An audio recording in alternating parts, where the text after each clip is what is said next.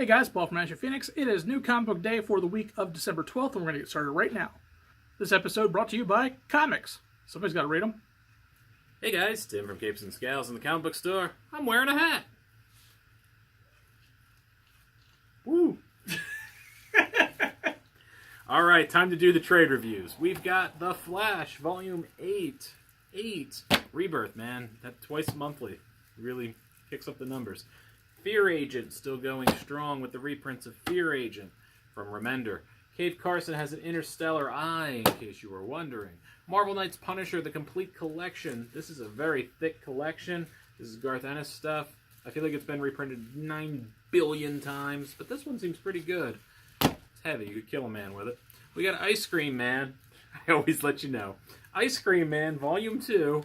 Wackier, as wacky as ever. Aquaman, Volume 6. Why aren't you on Volume 8, Aquaman? Star Wars, Hope Dies.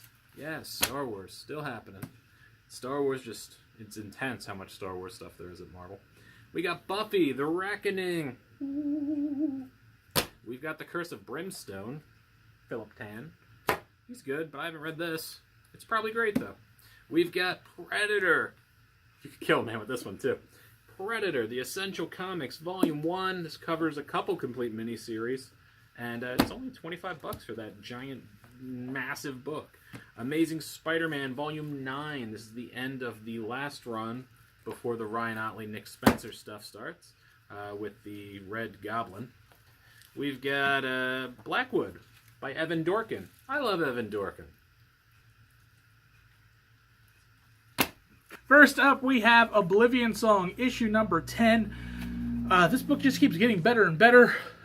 Nate's brother turns out to be a eco-terrorist and has created another transference, and now more of Philadelphia is stuck in the Oblivion, and on the other side, more of the Oblivion is stuck in Philadelphia, and of course, things go horribly wrong, because that's just how this book is. It is amazing. It is definitely one you should be picking up. Alright guys, so it's time for my first book, and I picked the Hellboy Winter Special. This is 3 short Hellboy stories thrown together, and 2 of them I don't care about at all. I'm not going to say they're bad, but what do they actually accomplish? The last story, Lobster Johnson story, which has to do with, I want to say it's the 20s into the 30s and has to do with gangsters, that is a lot of fun. Everything else really sucked. It just didn't, what was so winter about it? It just, whatever. I mean, I don't know. I just expect more from Hellboy. I'd rather have had just one amazing winter story. Last year, the winter one, what was it? We fought the Krampus? That was amazing. That was so good. This is not that. This is such a letdown after that. Why? Why, Mignola? Why? Next up, we have Amazing Spider-Man issue number 11. Ryan Ottley's back. Ryan Ottley art. It's beautiful. It's just great. I love it. It's Ryan Ottley art. Yeah. Enough fangirling. J. Jonah Jameson. It's a big J. Jonah Jameson Jr. Issue. Jonah is invited to a gala hosted by the Kingpin. The Kingpin wants Spider-Man to basically keynote address the thing, and that leads to a lot of problems because recently Spider-Man let Jonah know who he actually is, so now he feels that Parker owes him something because it's J. Jonah. He's a terrible person. It's fun. Nick Spencer has been doing great. We get more D-list people that just make everybody happy. Pick this one up. Alright, and I feel like I'm obligated to read this one working at a comic book store. It's Magic. Chandra. You know, Magic, the card game's a lot of fun. You know what this book is? No. The story was written really well. I don't want to crap on the book. The story, really well. I love the reveal of who is the villain at the end. They picked the perfect villain if you know your magic. And they explained planeswalking, what it is, and who can do it, and what are all the planes. They actually did a really good job of setting up the world. But the art is so sloppy. It insulted me. a Johnny who's a giant white tiger guy. I'm going to say it. I could draw the Johnny better. I'm going out there. I'm taking the challenge. I will draw a Johnny better. But I could. Just know I could. I thought the art was really lazy on this one. And I hate crapping on art, and I hate putting people down. Poor Ken Gehring is never coming back. I have a history. But I did not like the setup of this art. I didn't like that the panels, the backgrounds were really lazy. Like, there's times where it's great, and there's times where it's just kind of, meh. So, I don't know. I guess you could read it. Next, we have The Batman Who Laughs, issue number 1. I was kind of interested in this because it's definitely not what I was expecting. We are dealing with an alternate reality, not our reality, and not the dark universe. We have a different Batman who basically finds out that he has to fight the Batman Who Laughs. And he and the Joker team up in a way to stop this. It's really interesting. Zack Snyder is doing this. And I'm really excited to see where this one goes. It was a very interesting read. Pick that up. All right, Paul. What's my pick of the week, Paul? What is it? What is it? What is it? What is it? I'm hoping it's something because you had a bad track record. I know. I was doing so good. My pick of the week is good.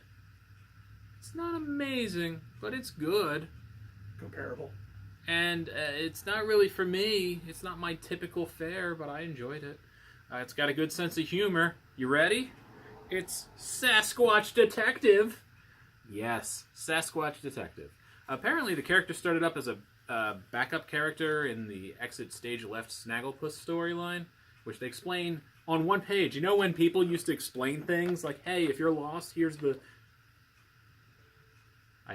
That's not for you, Sasquatch Detective. That's for everybody else. You did good.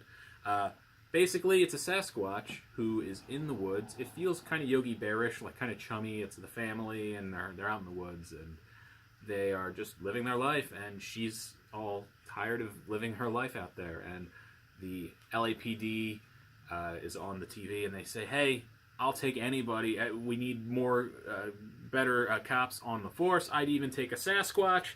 So she applies, and they hire her. And that's your main first story. There's actually like 4 or 5 stories in here, and they all are different cases, and they're short, and they're setting up, I assume, an ongoing book, or just maybe a ton of backup stories in Snagglepuss. I don't know. But basically, she's just a fun-loving Sasquatch. There's a lot of fun things in the book. If you want something lighthearted but good, and a lot of depth, this book... How much does it even cost? $7.99. Good lord. It's worth $7.99. There's a lot of good stories in here. So if you love Sasquatch, why?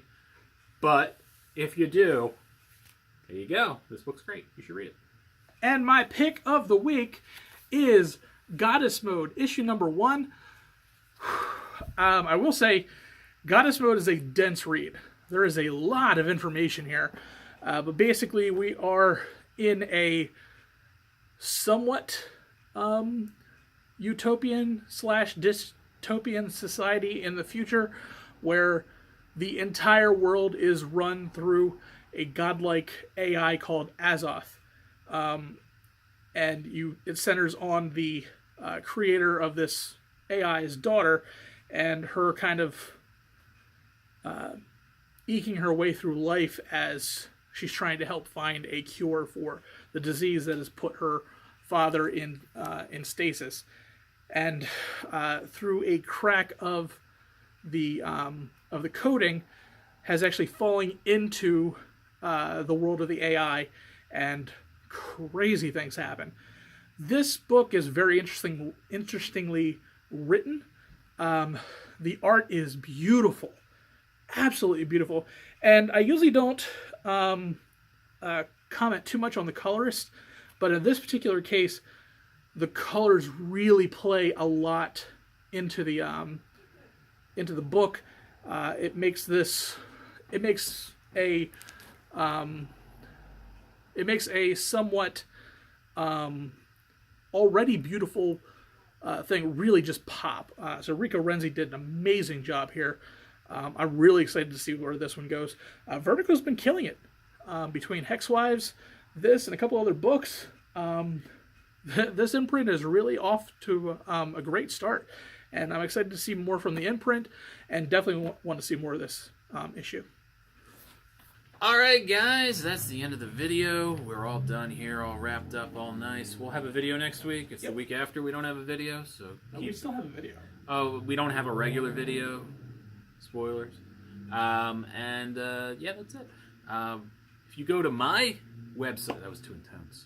If you go to Capes and Scowls, I have an interview that'll be put up by...